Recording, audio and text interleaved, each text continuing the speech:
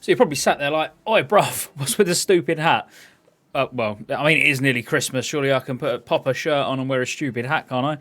Anyway, if you want to see more stupid hats and stuff like that, you should definitely, no, it's up there, innit? You should definitely come over and check me out on Twitch because, yeah, especially Friday, Saturday night, stuff like that, gets quite entertaining. Put it this way, they've seen me dressed as Mario and, God, all sorts. But anyway, we're not here to talk about my poor style of dress sense or however you want to word it. We're here to talk about the possibility of an issue or several issues that we could face if we went through the patches in TBC in order.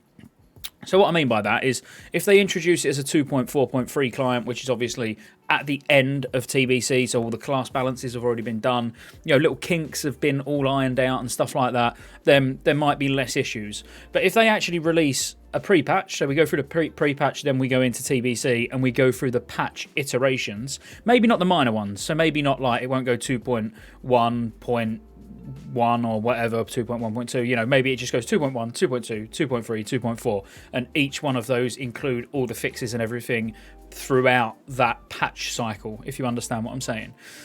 Problem with that is there's several things that in a 2.0 itemization, and if we're just getting it as it is throughout that 2. to 2.1 iteration, if you like, there's some things that are a bit strange and that people are not talking about and probably not even thought of, which, you know, could potentially cause problems. Or not problems, but could ruin the experience for some people.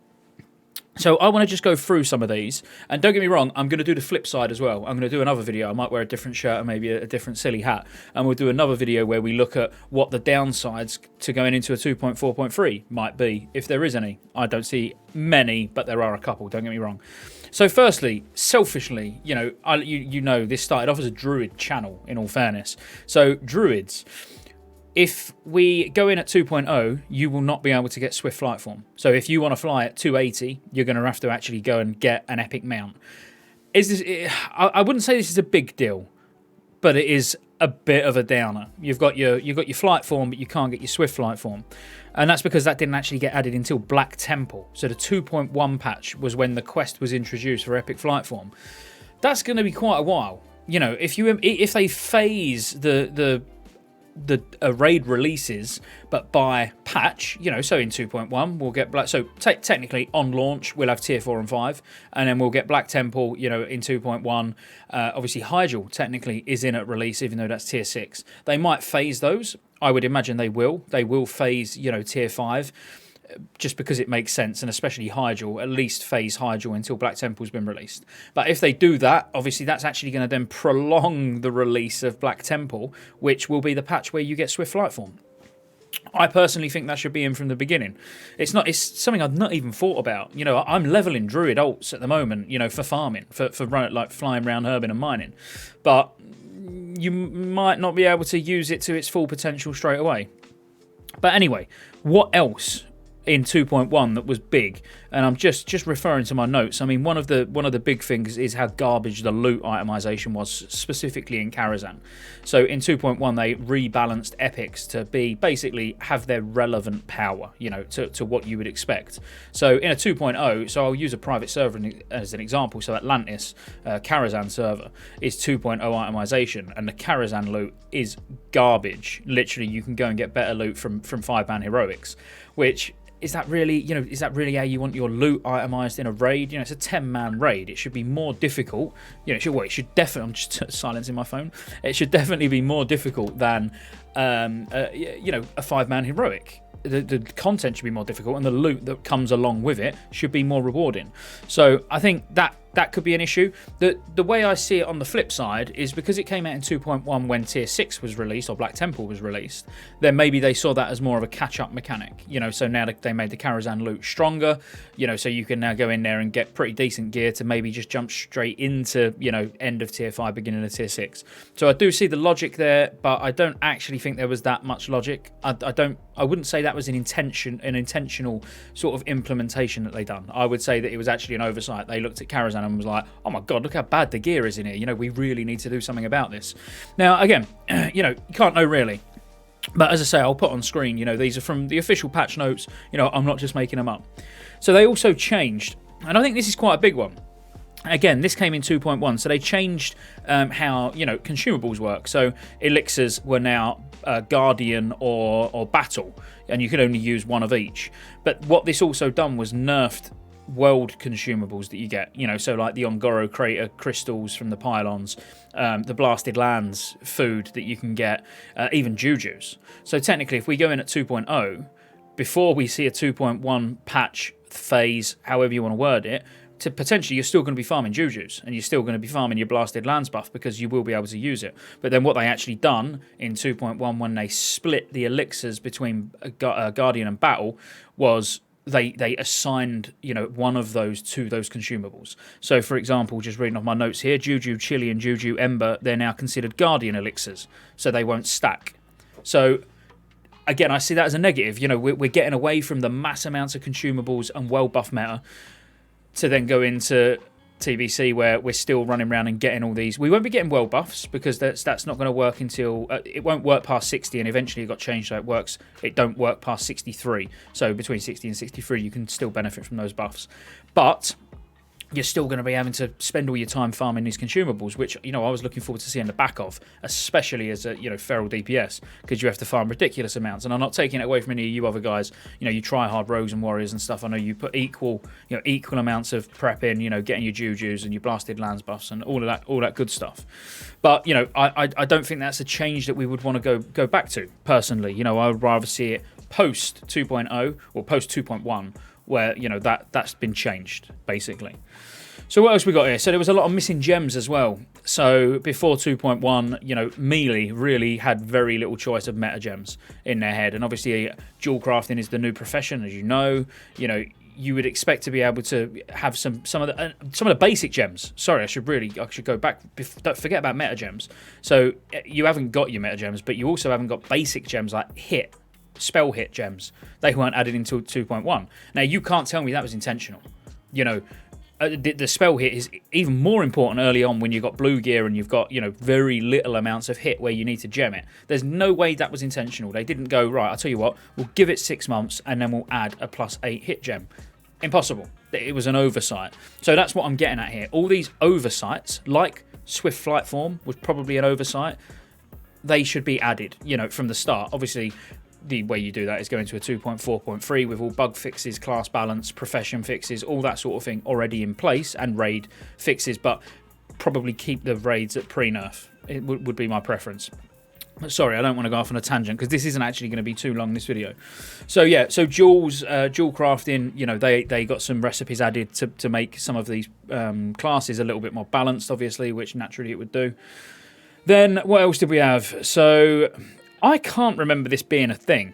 And I've played on private servers and it's not a thing. So I'm quite shocked, but I'll put it on screen. So in 2.1.2, they stopped druids in flight form being able to gather herbs. Now, if we went through progressively, how annoying would that be? Up until 2.1.2, or let's say they just implemented everything between 2 and 2.1 into 2.1, or everything between 2.1 and 2.2 into 2.1, then you're going to have a 5-6 months where you can fly around and herb, and then you're going to have the carpet swept out from underneath your feet. Not very nice. But as I say, I can't find it. I've researched these patch notes. I'm going by memory. I played hardcore during TBC back in the day and played on 2 private servers, and I can't see anywhere in the patch notes where that change was reverted. But I don't ever remember not being able to gather herbs in flight form. But then I could be mixing it up with Wrath. But again, even there, I looked at the first patch of Wrath and couldn't see it reverted. But if you've seen it, obviously post a link down in the comments for me, because I would genuinely be interested to have a look. So another minor one, but real quality of life, is the mailbox, and it is really minor. But in 2.1.3, there was an undocumented change, which obviously allowed you to be able to send mail, gold, items, between your characters, but on the same account with no penalty, so you wouldn't have to wait an hour. Obviously, if you're sending it off your account or someone's sending something to you, obviously you'd have that hour where you're waiting for it still. But again, is that something you really want to wait till halfway through the game to be able to benefit from? I personally wouldn't. So an interesting one for you PvPers. Now, I spoke about resilience. When did I talk about resilience? I can't remember. I was talking about resilience recently in one of the videos, but off the top of my head, I can't remember which one it was. But obviously, that went through iterations of change as well.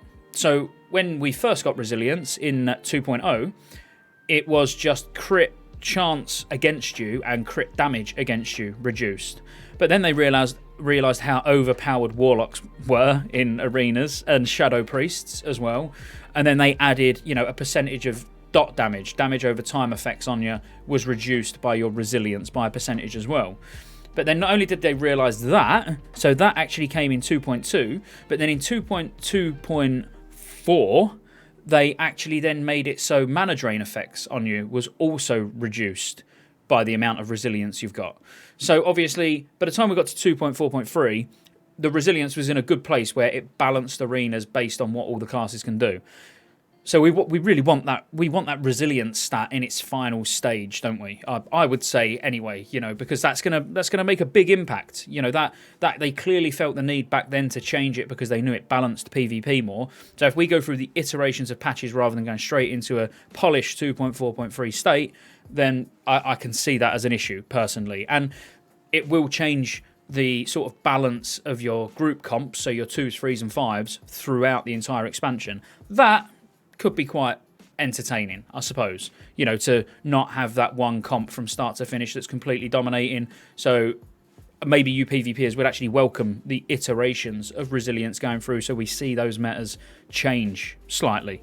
I don't know, I wouldn't. 2.3. So 2.3 bought guild banks. Now, for anybody who I don't know how you guys run your guild, but we've got a character that's our guild bank, and we post screenshots of it on Discord. We've got a Discord channel that's guild bank.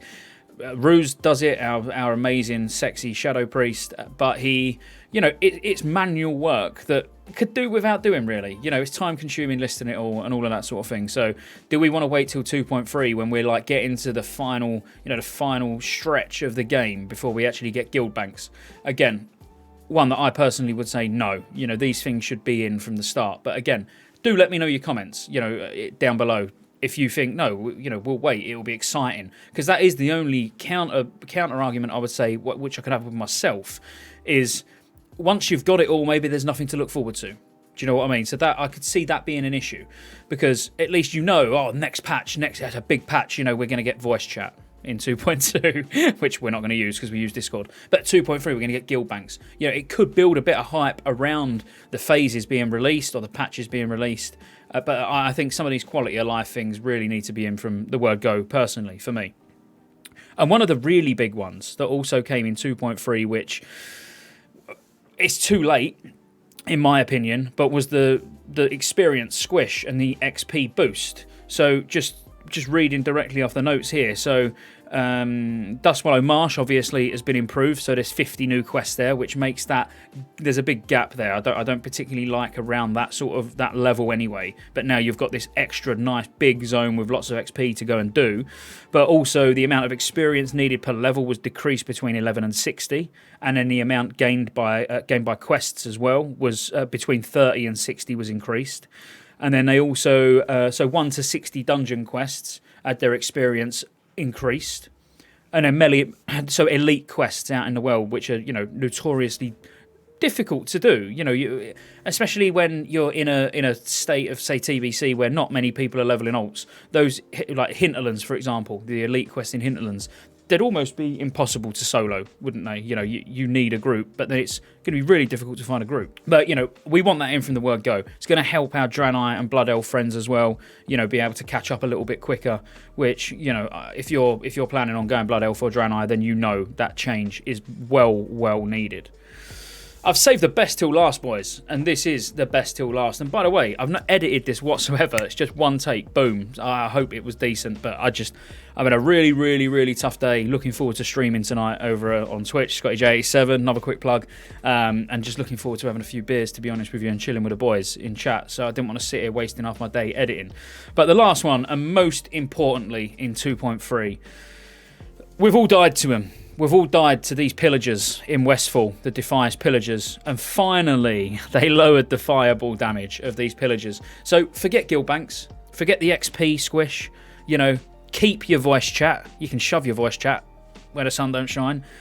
Mal, epic flying, none of that. We don't care about any of that. I just don't want to die in Westfall anymore when I'm trying to run to dev mines. So let me know your thoughts in the comments. If there's anything you think I missed, if there's anything in the patch notes that are really important to you that I've missed, or anything you don't agree with, please, I want to hear your thoughts. This is not a, I'm right, you're wrong. This is a what do we want as a community. That's the most important thing. We want Blizzard to get this right. We want Blizzard to listen to the community. We want them to read the TBC subreddit, for advice on what the community want. Because I personally, as much as I love Classic, I don't want a repeat of it. I don't want the easy raids. I want a little bit of a challenge. Not too challenging that it's going to put people off, but just challenging enough. So, again, let me know your thoughts, and I'll see you on the next one.